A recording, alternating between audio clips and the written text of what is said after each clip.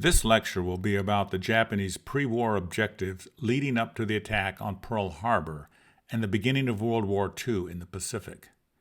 I will briefly describe the rationale for the Japanese motivation for taking on an adversary that they knew had 10 times the economic and industrial output as they had, an economy that could quickly retool for a military that Japan could not hope to match.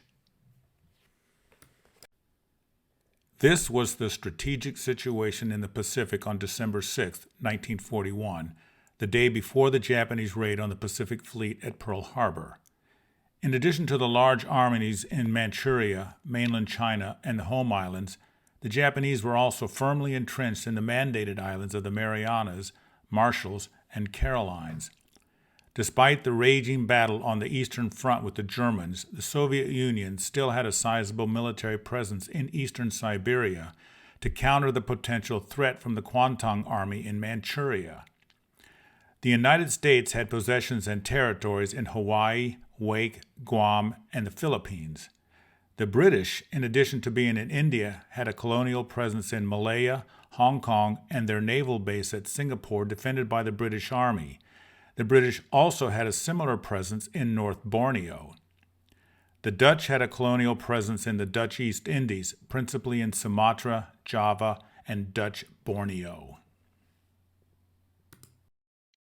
Within the Japanese High Command, two diametrically opposed strategic options developed, each aimed at ensuring Japan's dominance of the Far East. This debate began early in the 20th century. A February 1907 Imperial National Defense Guideline envisioned two strategies. The Strike North option is summarized by a defensive posture in the south and an advance in the north. The opposing plan, the Strike South option, is summarized by a defensive posture in the north and an advance in the south. The Strike North option was a pre-World War II Japanese political doctrine which stated that Manchuria and Siberia were in Japan's sphere of interest and that the potential value to Japan for economic and territorial expansion in those areas was greater than elsewhere. It enjoyed wide support within the Imperial Japanese Army. The principal deterrent to this direction of expansion was Tsarist and later Soviet Russia. The Strike South option was a political doctrine which stated that Southeast Asia and the Pacific Islands were Japan's sphere of interest and that the potential value to the Japanese Empire for economic expansion in those areas was greater than elsewhere. Its principal goal was to seize the resources in Southeast Asia and neutralize the threat posed by Western military forces in the Pacific. Because of geography, its chief advocate was the Imperial Japanese Navy. The principal deterrent to this plan was the United States Navy. Each option carried risks. The Strike North option carried the risk of a ground war with the Soviet Union. The Strike South option carried the risk of a war with the United States Navy and its amphibious component, the United States Marine Corps. Between 1932 and 1939, an undeclared war between the Soviet Red Army and the Imperial Japanese Army took place on the Mongolian steppe. That war was consequential for the looming war in Europe and the Pacific War 2 years in the future. The climactic battle of this little-known war took place during the summer of 1939 at the Mongolian-Manchurian border along a river called the Hakhingal, near a little village of Nomonhan. In August 1939, the Soviet Red Army annihilated the Japanese Army.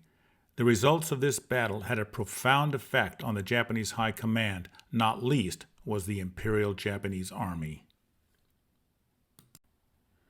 Following the Japanese defeat at Nomonhan, Major Masanobu Tsuji became the strongest advocate of the Imperial Japanese Army for the Strike South option. Initially, Tsuji was a major driving force behind the Imperial Army's Strike North option, but his experience with Soviet firepower along the Mongolian border convinced him that a war against the Soviet Union might be too costly and that a Japanese expansion south was the better option. Following their invasion of Manchuria in 1931, the Japanese Imperial Army invaded northern China in 1937. They quickly gobbled up major coastal cities but soon got bogged down. Additionally, the war was a drain on Japanese limited resources. Japan was not blessed with an abundance of natural resources, instead relying on the beneficence of others to export to them the necessities of a modern economy. This had been a vexing problem for Japan ever since the beginning of the Meiji period, when she began a modernization of her economy, society, and importantly, her military. Her long-sought dream was self-sufficiency, to be less dependent on imports from others who might one day be her enemy. Of all the Japanese needs, oil was the most critical. It was the security of oil supplies that primarily molded Japanese strategy at the beginning of the war. In the summer of 1941, domestic crude and synthetic production accounted for 10% of Japanese needs. The balance, nearly 90%, was imported from America or her allies. On July 24, 1940, shortly after Germany defeated France, the Japanese army moved in and occupied French Indochina. President Roosevelt responded to this move on July 26 by freezing Japanese assets in the United States. Additionally, on August 1st, President Roosevelt slapped an oil embargo on Japan. Japanese military leaders feared that they had only enough oil reserves to last less than a year. Their tanks would grind to a halt and greatly limit their military operations in China. Their navy would be confined to port.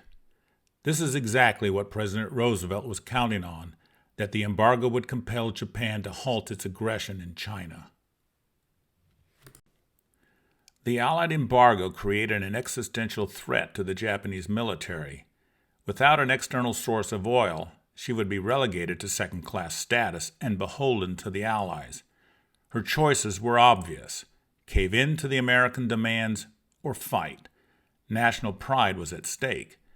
Based on current and projected consumption, she would have an oil shortfall of nearly 4.4 million barrels by September 1944, and this excluded the possibility of a major fleet engagement taking place in the first 3 years of a potential war. In such an engagement, the Imperial Navy estimated that it would need an additional 3.15 million barrels of oil. The overall deficit would therefore be, in the event of a naval action, 7.5 million barrels in September of 1944. By these calculations, the Japanese would run out of oil in June of 1944. If the Japanese were to break the grip of the Allied blockade, they had to secure the oil fields of Borneo, Java, and Sumatra in the Dutch East Indies. If the Japanese could secure these islands quickly and get the oil fields back into production with the least possible delay, their problems of secure source of energy would be solved. Japan had the technicians needed to work the fields, and her refineries could process any amount of the Dutch East Indies oil. However, the question of a secure oil source was only part of Japan's overall oil problem. Normally, Japan's oil had been mostly carried by nations now arrayed against her. The transportation problem was one without solution, and as time passed, it gradually assumed chronic proportions. It was only partially relieved when Japan based her fleet in the south and fueled directly from the Indies in the period 1942 to 1944. But even if the Japanese managed to overrun the Indies quickly, one further obvious problem existed. It would take time to get the captured oil fields back into production, and in the meantime, they would be using up reserves without any commensurate increase in production. Although in mid-1941, oil was Japan's main concern, other economic factors entered into her calculations. she drew from the South a whole host of raw materials that were essential to a war effort without which she could not hope to survive. The economic factor to secure the natural resources of Southeast Asia and the military imperative to grab the oil fields in the Dutch East Indies shaped Japanese strategy.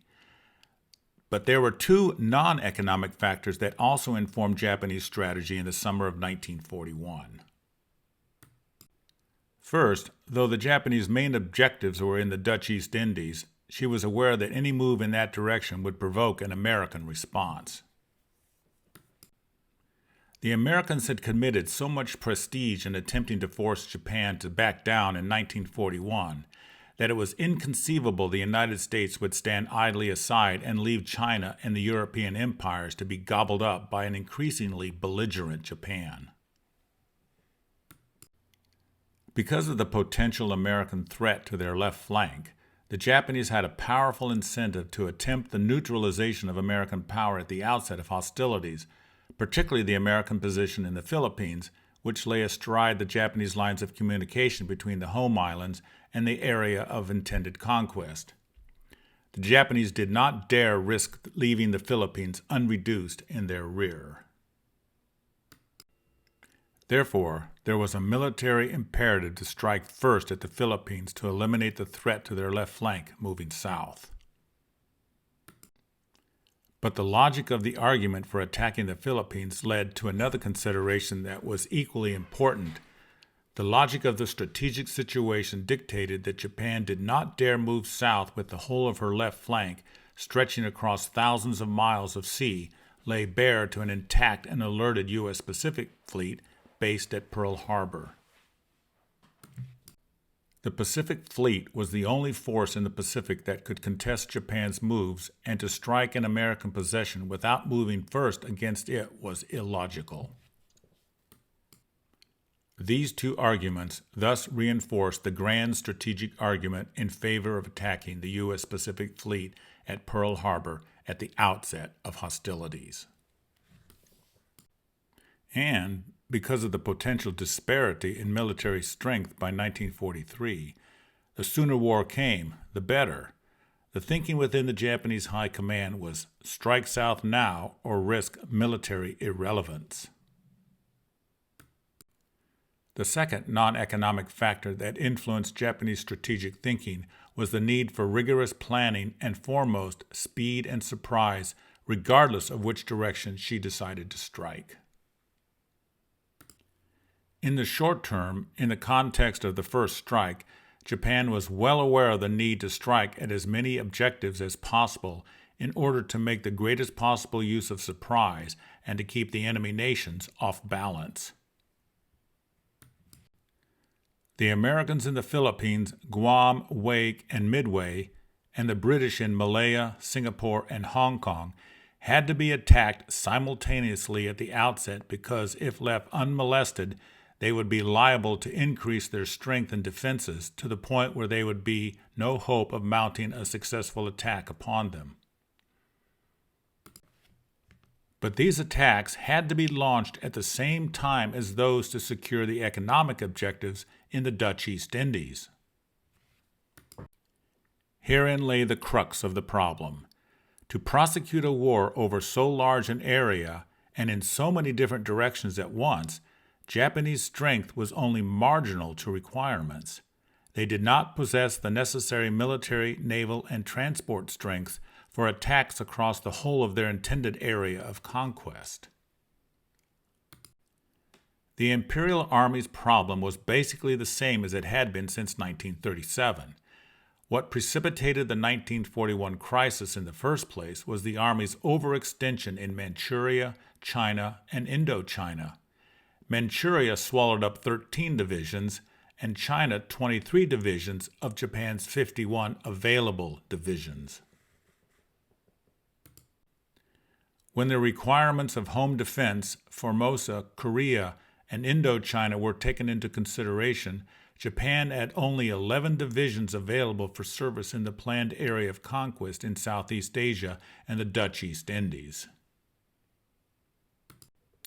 Moreover, Even though the Army could genuinely point to its heavy commitment on the mainland as reason enough to explain its reluctance to earmark more forces for the South, it still harbored ambitions against and fears of the nation many of the Army reckoned to be the real enemy, the Soviet Union.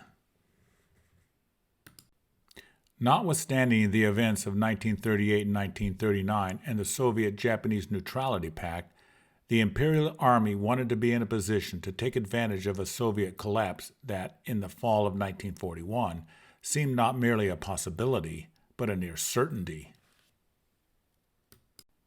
The Japanese Army was painfully aware of the danger of underestimating the Soviets and relying on Soviet good faith.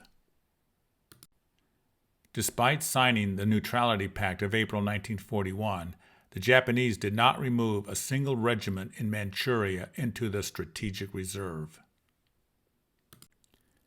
But for the Japanese in the late summer and fall of 1941, there was a bonus of a kind in this situation.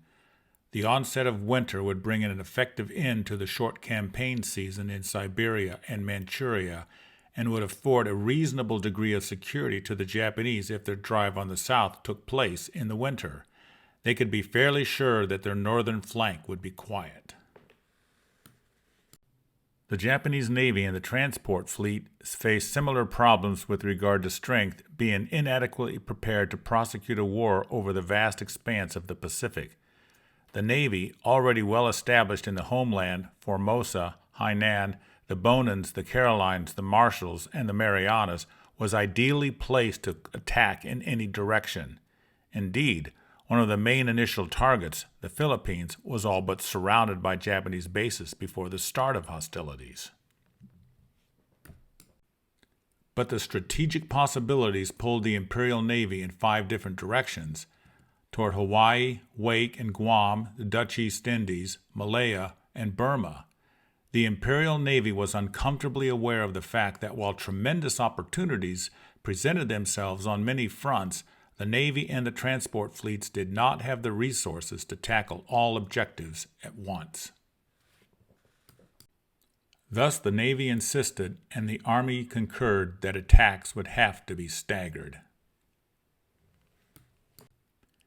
In the summer and fall of 1941, the Japanese Army and Navy came to an agreement over their long-term strategic objectives and the means by which they were to be secured. The Japanese High Command envisaged what was in effect a 3-phased opening attack. These phases would be both merging and concurrent, depending on the theater of operations and the nature of the immediate objective. The long-term aim to be achieved after the end of the 3rd phase was to wear down the American resolve and means of fighting until, tiring of struggle and losses, they came to terms with the pointlessness of the conflict and the reality of the Japanese conquest and sued for peace. It was never part of the Japanese strategic plan to bring about the total defeat of the United States and Britain, but they calculated that the Americans and the British, with their low resolve, at least in the eyes of the Japanese, would be forced to accept the fait accompli in the Pacific rather than fight on with little hope of success. This conclusion was not unreasonable given the seeming certainty of a German victory in Europe. In fact, the Japanese plan depended on it. In effect, the Japanese considered war in the Pacific in exactly the same light as the earlier wars against China and Russia around the turn of the century, a war that they could initiate and then limit in its conduct and aims. At the Arcadia Conference in Washington, the consensus was that Hitler posed the greatest threat to world peace. Germany had to be defeated first before any concerted effort could be made against the Japanese in the Pacific. In global terms, the Japanese plans depended on the British and the Americans being engaged in 2 theaters, Europe and the Far East, and therefore unable to mount an effective response in either theater. The time allowed by Japanese strategic planners for the 3-phase conquest of this vast area was 5 months. The Japanese would have preferred to strike directly and immediately at the Dutch to secure the oil fields, but they could not trust to luck and hope that no British-American reaction would be forthcoming. American military power at Pearl Harbor and in the Philippines, and the British presence at Singapore meant that the Japanese could not risk a full-scale drive in the center at the beginning of hostilities. In fact, the Japanese never seriously considered the temptation of striking at the weak center while leaving alerted and intact enemy forces on their flanks and in their rear. They had to first secure the outpost, Hong Kong, British Borneo, and Sarawak, clearing the flanks, Malaya, the Philippines, and Oceania, before converging on the coveted center, Java, Sumatra, and Dutch Borneo. The scale of intended action dictated that for an assault on Pearl Harbor, the main part of the Japanese naval strike force, the Kido Butai, would be absent from the primary theater of operation in Southeast Asia. Such a division of force in the face of enemies on paper stronger than Japan was a risk of considerable proportions, but one that was shown to be well justified. In the first phase of their operations, the Japanese conceived a broad front offensive over 6 separate areas. These were the series of initial blows falling on Pearl Harbor to neutralize the Pacific Fleet, against central Thailand to facilitate concurrent operations against Malaya and subsequent operations against Burma, against southern Thailand and northern Malaya, against American bases in the Philippines, and a series of small-scale operations against Guam, Wake, and the Gilberts to break the American lines of communications between Hawaii and Manila, and the reduction of Hong Kong. The triggering event would be the raid on the Pacific Fleet at Pearl Harbor and had to be fixed for a Sunday morning in Hawaii to catch the Americans at their minimum degree of readiness, and then closely coordinated across 6 time zones and the international dateline to achieve maximum surprise. The Japanese intended to follow up their air operation against the Philippines by seizing the 2 most important islands in the Commonwealth, Luzon and Mindanao. This would give the Japanese control of the Manila airfields and the seaplane base at Davao and Del Monte Field on Mindanao. In Phase 2, to be run concurrently with the Philippine operations, there were plans to secure British possessions on Borneo. The aim of these operations was both to secure the oil fields and to secure Japanese sea communications between the newly conquered territory and the home islands. Simultaneously, operations were to be carried out to eliminate Malaya and Singapore, the places from which Britain would have to operate if she were to challenge Japanese mastery of the area. Their flanks thus secured, the Japanese would be in a position to develop their main effort in the center at the Dutch East Indies. Phase 2 was to be a 3-pronged drive to break the Dutch position, leaving the area to be conquered in detail. They would drive from the South China Sea on eastern Sumatra, from the Makassar Strait on Dutch Borneo, and from the Malacca Passage on Celebes, Ambon, and Timor. The way would then be prepared for the reduction of Java and the remainder of Sumatra in the 3rd and final phase of operations. Following these initial conquests, the Japanese would consolidate their position behind a defensive perimeter and hope that the United States would accept the status quo as a fait accompli in the Pacific and sue for peace, leaving Japan masters of East Asia. From the beginning of hostilities, Japan was committed to the offensive, but at the expense of effectively emptying their strategic reserve. The Japanese Navy committed its forces with an elan that came perilously close to rashness. The Navy had committed everything to a single roll of the dice, and such was its overcommitment that there was virtually no margin for error. I will continue this lecture with Part 2 of this 2-part series with a description of Japanese secondary strategic war objectives.